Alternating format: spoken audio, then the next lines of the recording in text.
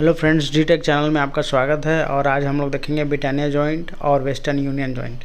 तो Britannia joint उपयोग में लाया जाता है सिरोपरी लाइनों में, और यह प्राय चालक की लंबाई बढ़ाने के लिए उपयोग में लाया जाता है। तो आइए दोस्तों देखते हैं ब्रिटानिया जॉइंट होता कैसे है और कैसे इसको बनाया जाता है।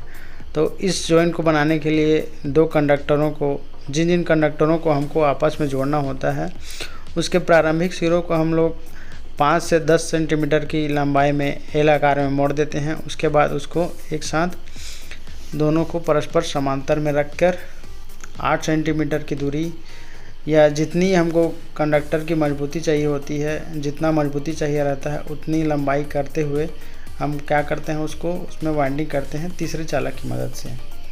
तो ये बन जाता है हमारा ब्रिटानिया जॉइंट। ब्रिटानिया जॉइंट बनाने के लिए हम दोनों को परस्पर एक दूसरे के समांतर में रख देते हैं और 8 से 10 सेंटीमीटर की लंबाई में हम उसको एक दोनों के स्टार्टिंग पॉइंट को या प्रारंभिक बिंदु को कहा जाए तो रखकर तीसरे कंडक्टर की मदद से या चालक की मदद से उसमें वाइंडिंग करते हैं।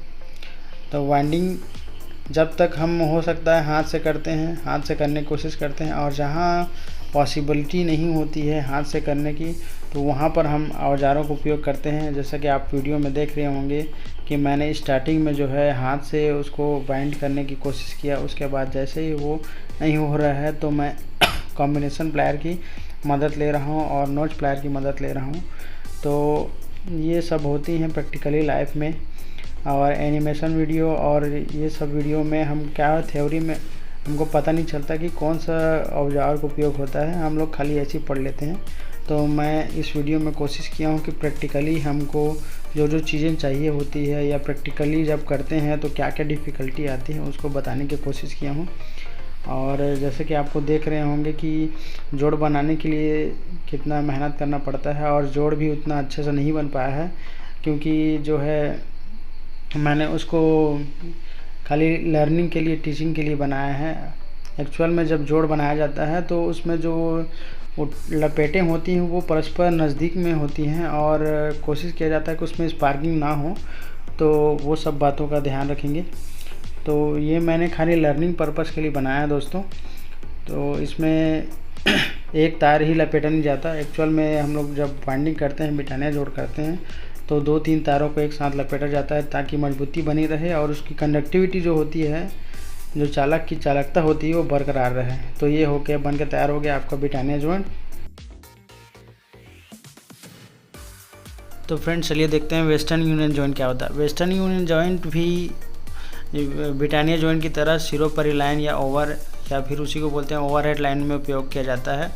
यह भी चालक की लंबाई बढ़ाने के लिए उपयोग में लाया जाता है। बस इसमें दोनों में अंतर ये होता है कि इसमें तीसरे चालक की आवश्यकता नहीं होती है। इसमें दोनों चालक को एक दूसरे के ऊपर लपेट दिया जाता है, जिससे हमें तीसरे कंडक्टर या फिर चालक की आवश्यकता नहीं होती है इसके जोड़ में लपेटने के लिए या बाइंडिंग करने के लिए। तो इसका बाइंडिंग जैसे कि आप देख रहे हैं, दोनों को क्रॉस सेक्शन बना लेना है और दोनों को फिर उल्टी दिशा में हाथ के द्वारा या फिर औजार के द्वारा मोड़ लिया जाता है।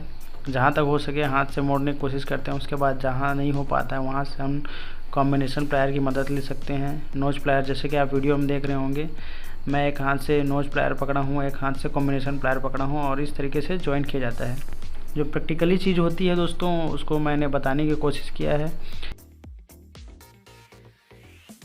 वेस्टर्न यूनियन जॉइंट में जो मैकेनिकल स्ट्रेंथ होता है वो ब्रिटानिया जॉइंट की अपेक्षा काफ़ी अच्छा माना जाता है। और ये चूँकि जो है तीसरे कंडक्टर की इसमें उपयोगिता नहीं रहती है, एक कंडक्टर दूसरे कंडक्टर के ऊपर ही लपेटा जाता है, तो इसका जो है टेंसाइल स्ट्रेंथ भी ब्रिटानिया की अपेक्षा अच्छा माना जाता है। और इसमें जो है तीसरे चालक की आवश्यकता नहीं पड़ती है, जैसे आपको दिख रहा होगा। तो इस तरीके से हमने वेस्टर्न यूनियन जॉइंट को तैयार किया है।